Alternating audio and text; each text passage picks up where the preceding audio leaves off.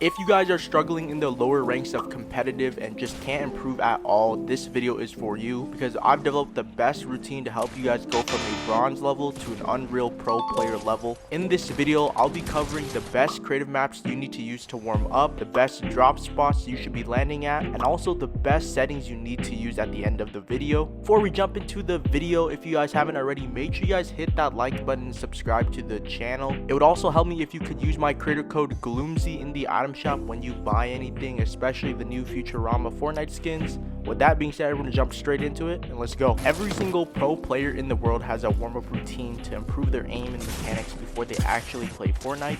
This is why I developed this no delay 1v1 map to warm up. I removed all the land in the background of the map to lower the input delay, and also it gives you the highest amount of frames for your device. As you can see, I'm a really low ping right now, and also I have stable 120 FPS. That's the highest amount of FPS you can get for console. So essentially how I warm up is I queue in this map either solo with a friend or you can do matchmaking, but you want to warm up and play for about 10 minutes. This could be either free building or 1v1ing, and warming up on a zero delay map like this can really help because it shows you your true potential and it gives you the best performance. You don't have any excuses like lag, frame drop, or input delay because this map removed all of it. Here's the map code. Make sure you guys favorite it because I'll be 1v1ing a lot of you guys in matchmaking.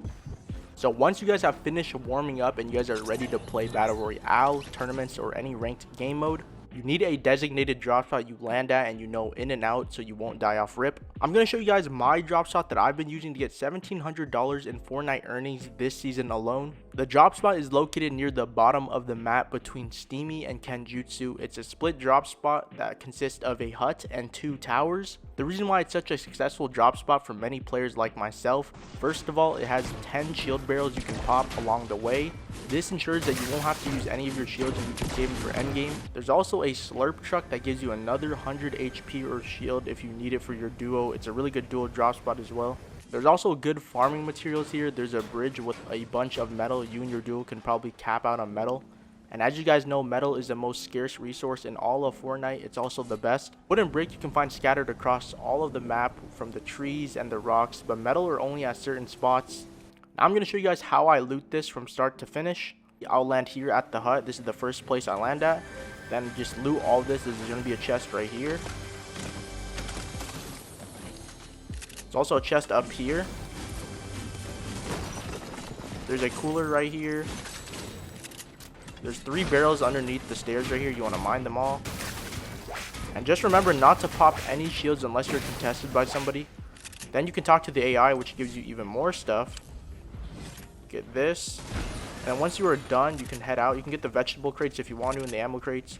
But as you can see, there's a bunch of metal here. There's a bunch of metal across this bridge. If you mine it, one of these gives you about 21 if you hit all the circles. There's also some extra right there. But you want to go to the first tower right here. There's a key drop spot or a key chest right here. Get a bunch of good weapons and stuff.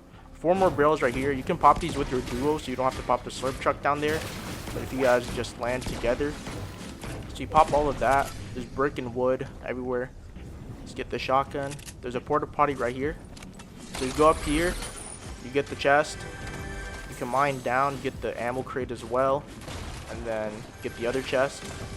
And then we really already have a full loadout. But what you want to do, you can either go down the bridge and loot everything underneath. You can mine some of this. Get that loot right there. But what you want to do is before you hit the porta potty, look over there. Make sure there's nobody over there. Once there's nobody there, the coast is clear. You can hit it like that. And then there's another 3 barrels right here. And you should have 100 shield, 100 health by the end of this. There's also another key spot right here. But you won't have to pop any shields. You can save that for end game. And it's a really good versatile spot. If you're landing with your duo, you can land at that hut. Your teammate can land at this one right here. And if anything happens, you guys hit the porta potty and meet up. And then also once you guys are done looting all of this, you can go up here as well to loot all this. It has the same exact thing as the other tower. There's a chest, a vegetable crate, ammo box. So loot all that up. And then once you guys have done looted that, you can go down here to the beach as well. And down here on the beach, there's this fish statue right here. It gives you a bunch of metal as well. So roughly around 50-40. And there's also 3 chests right here if it spawns. So that's even more loot. The brick on the beach here, I wouldn't recommend mining it. It's not the best brick. There's also different brick spots around the map you can get that are way better. But you want to utilize or focus on getting metal first. Metal is the most scarce resource, the most important one.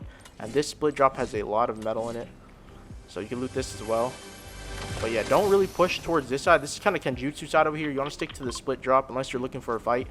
But yeah, once you loot all this and get the chest up there, there's also an AI down here you can speak to for even more loot. And then once you guys are ready to go, you can go to the middle right here and then go over here and hit the pad and rotate to the middle. There's also a chest right here in the ground. But yeah, that's basically the split drop.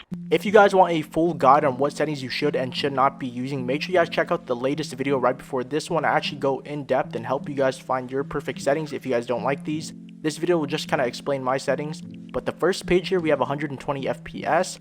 Brightness is on 150. User interface contrast on 1, colorblind mode is off, strength is on 10, no motion blur, and then show FPS on. The next page here is a bunch of settings. Feel free to pause the video whenever you guys want so you guys can copy them. But the main ones I would recommend is having your preferred item slots set like this. The main one you want to have is the shotgun in the first slot. All these are just preference, but shotgun in the first slot is mandatory.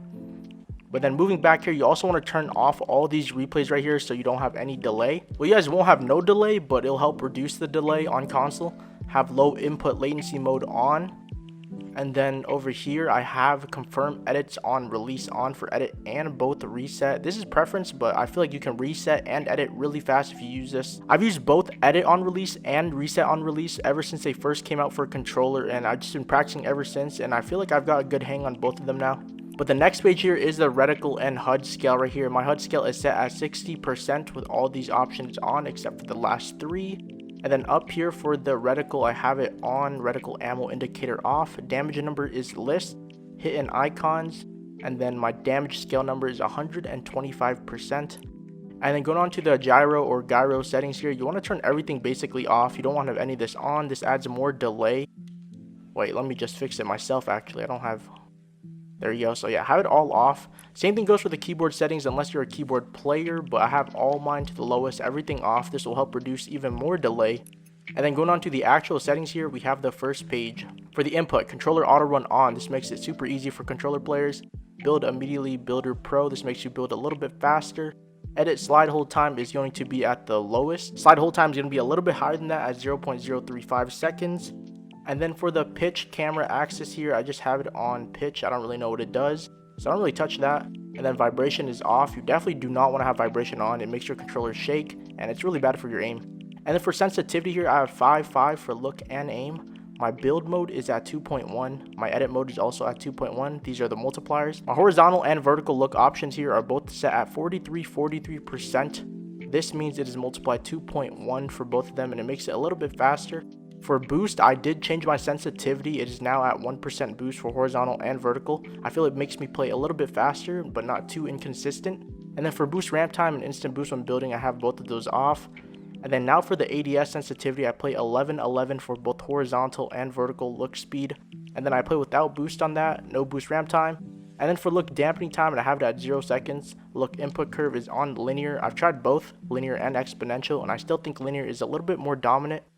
And then aim assist strength is at 100%. And then for the dead zone, you guys ask a lot about my dead zone. It's still at 1010. And then for the audio here, you want to have visual sound effects on. This is the main one. And then here are the binds for keyboard. I don't really play those, so don't touch those. And then here are my controller binds here. I'm playing on a PS5 controller with a low-rise Galaxy Control Freak. So here are the binds. Let's go through them. Pause the video when you guys feel like you need to. And yeah, that's basically the settings. I appreciate everyone who made it to the end of the video. If you guys did, you guys are really helpful. And be sure to like and subscribe to the channel if you made it here. Might as well do it. And I'll see you guys in the next video. Peace.